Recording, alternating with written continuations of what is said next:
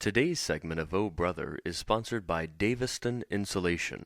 Visit them on the web at davistoninsulation.com to find out how you can reduce your energy bills by up to 30% and receive a tax credit in the process.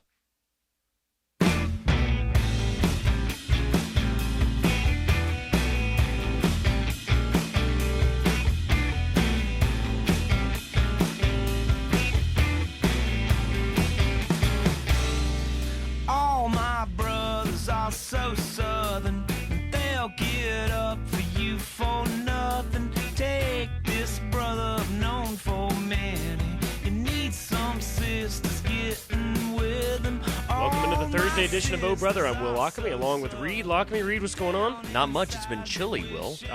Really cold. Really cold. Anyway, right to it. It's a podcast. You can find it at obrotherradio.com or on iTunes. You can email the show at obrotherradio@gmail.com. Now, Reed, I've got a child. You do. You do not have a child. Not that I know of. Not that you know right. of. Yeah. My wife and I, we plan on maybe having one more child, and maybe one after that. And we've even talked about if we have a third, maybe adopting. It's something we're very interested in, and I know you and your wife have also talked about. We have also talked about adopting children, right? And of course, as you can imagine, we have a lot of questions about that and are just starting to, get into that process of trying to find people to ask these questions too. Okay, well, Reed, I found somebody, and he and I actually have one thing in common. Okay. We both started in Birmingham radio in 1988. I was I-95. Yes, remember I remember that. I-95, yeah. And Tony Kurre moved to Birmingham and started at Rock 99, where, of course, then he became, a major voice in Birmingham radio. He is Birmingham radio. Yeah, absolutely. Tony, how you doing? We're doing great, man. How you guys doing? Good, excellent. Now, Tony, you've got two boys that you adopted, right, from Guatemala. We sure do. We have a 2-year-old and a 5-year-old. They are Santo. He's my oldest, and Xavier is my youngest. He's 2.5, and we did. We went down to Guatemala twice to get our boys. So, and incidentally, that's one of the reasons I moved here to Birmingham, because I didn't know if I had more children from Louisville. So I had to get there before I found out what the deal was. But it's a pleasure to be on your podcast. I appreciate the time. Yeah, listen, it's our pleasure to have you.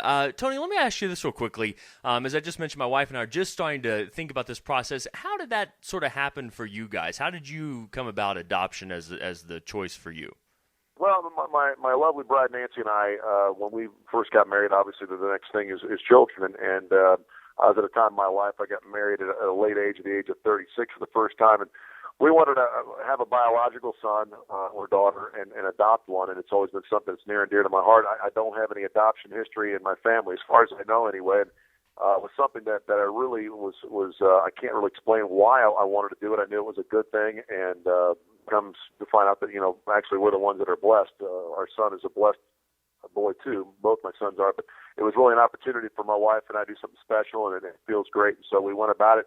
We got pregnant a couple times, had some miscarriages, and I said maybe it's the Lord's way of telling us that we need to adopt first. And so we've done that, and after we got our first, we decided to go with a second, and now we're probably looking at a third. Okay, so now why Guatemala?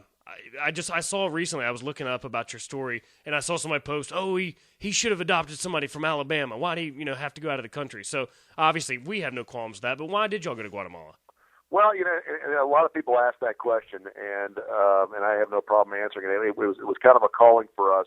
We always thought it would be kind of interesting, not only from a cultural standpoint, to reach out and experience some things that a lot of people don't get an opportunity to do, but to also be as diversified as possible so we can understand different cultures and different ways that people are living, and not to take anything away from the children here in the state of Alabama, the United States. They certainly need families as well, but a child is a child is a child, and those kids need as much love as anybody, and we went through Villa Hope, which is a local organization, and once we sat down and started looking at some pictures and looking at how these children live and what their situations were, we just kind of got a calling to go to Guatemala. And Guatemala, listen, the United States, children here, they, like I said, they need families as well, but when you see the cultural differences and the economic differences, it just called out to me, and we felt like Guatemala was easier to deal with. We knew because of political struggles that a lot of these children were endangered of being put in orphanages for long periods of time, and so we went for it, and it worked out real well for us. Now, Tony, I'm sure that you're aware that there is a rumor that I started that you only adopted these kids in hopes of having a NASCAR race named after you. Is there any truth to that rumor that I started?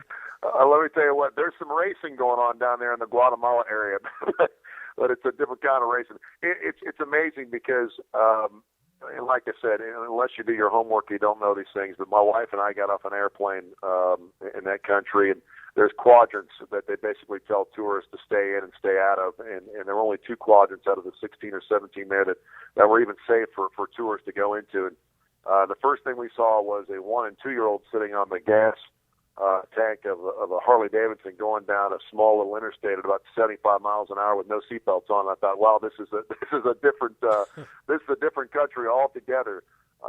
Probably weren't even wearing helmets, I would imagine. No, they weren't, but they were racing. I'll tell you that much. But it's right. like I said, it's just a totally different culture, we'd love to go back again. Coincidentally, we went back 2 years almost to the date to get our second son, and it was actually worse than it was the first time we went. So we're real proud of that. And again, people say, "Wow, what you've done is a wonderful thing." It's not what we've done; it's what our son has done for us. It's just a true blessing, and it's just really neat. It's a great experience. Now, your boys, they weren't babies when you got them, right? Is it true? One of them was maybe 4 years old, and the other one was almost 2? No, actually, our first son was, I guess, about a little bit 10 months old. Okay. And our second son was 6 months old. So they Okay. were quite young, and we basically got a referral on both of those children at the age of about 2 months, and so we sent them things and sent them letters and blankies and stuff like that. So we pretty much had a relationship the day they were born. Awesome. All right, so Tony, I'm sure you remember this. With Elizabeth and myself starting to think about this, it seems, at the outset like a very overwhelming type of undertaking. What advice do you have for people who are considering this? And in the end, when you look back, was it easier than you thought it would be? Or what do you have to say about all that?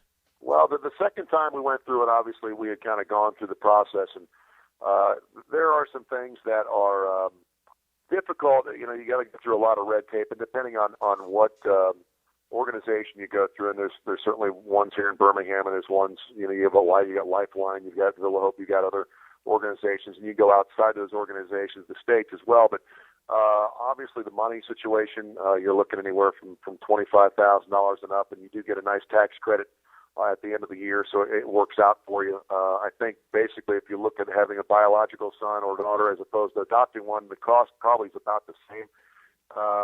But I was talking to my wife. I said, "Are you going to be fulfilled with this?" Because it took us about a year and a half to get our first son, and obviously if she was pregnant, it would be a 9-month process, and she really kind of felt like she was pregnant during that process, and so from a logical standpoint, she felt like it really wasn't different. Now, having said that, she hasn't had a child, so I can't honestly say that's the way she would feel if she'd gone through with a biological. But it's a difficult process, but it's extremely fulfilling, not only from the standpoint that you finally get this child, it's worth all the hard work, but you also kind of learn more about each other. I didn't have any secrets from my wife when I married her. That's why I loved her, and we are as one, and we have a beautiful union. We've been married for over 7 years.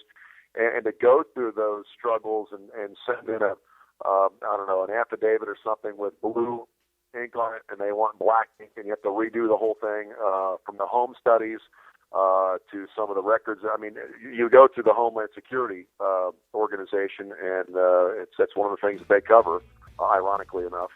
And so it really made us stronger as a couple, too, because we learned some things about each other. We had to talk openly about our relationship to home study people.